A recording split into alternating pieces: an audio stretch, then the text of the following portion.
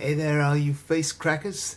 This is my inaugural post in poetry. My buddy Lewis Richardson's group on Facebook. I think it's his. Maybe some other people might be involved in it too. I'm gonna let the cat out of the bag right now. His real name is Richard Lewis.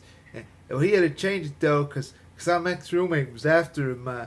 One time I think she ducked out on them, didn't pay her rent or something, so they jacked up the phone bill in her name, calling up the psychic line. That's a true story. Madam Cleese said Richard would lose a bunch of hair, and he did. Who would have thought, man? Them psychic phone lines was right.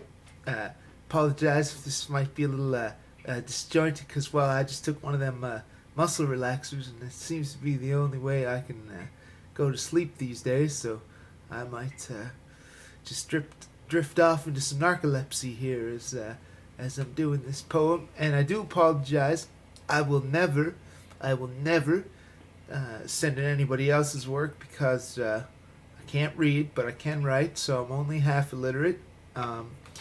It's better than nothing, I guess. I'm a very optimistic man, though. It may come true for me someday. Look at this. I'm still wearing a Toronto Blue Jays shirt here. They haven't won in 20 years. They got the worst coach of all time. He tried to put me up at bat. What a terrible decision. I would have done that. I'm allergic to wood. Anyway, enough of this foolishness, and I'm gonna say my poem for y'all. And I'm from Halifax here, so it's a little geographically specific to that, but nonetheless, it's called I Like It Cold. Our 2 long Canadian winters actually blanket us against certain kinds of madness. Who gets swarmed on Pizza Corner when it's 20 below Crosario?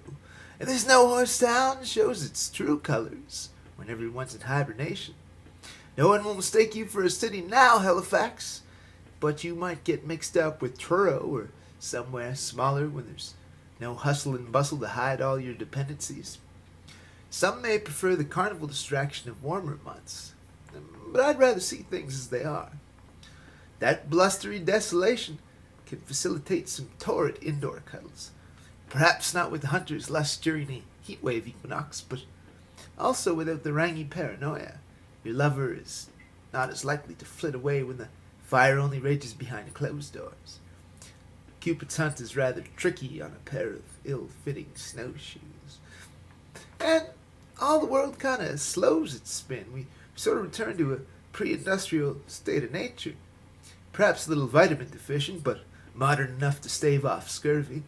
Still cold enough to have to take our time. See, restricted movement forces reflection, even at life's busiest moments. And then, I think we really are living when we can't help but wonder and dream. Bye, everybody.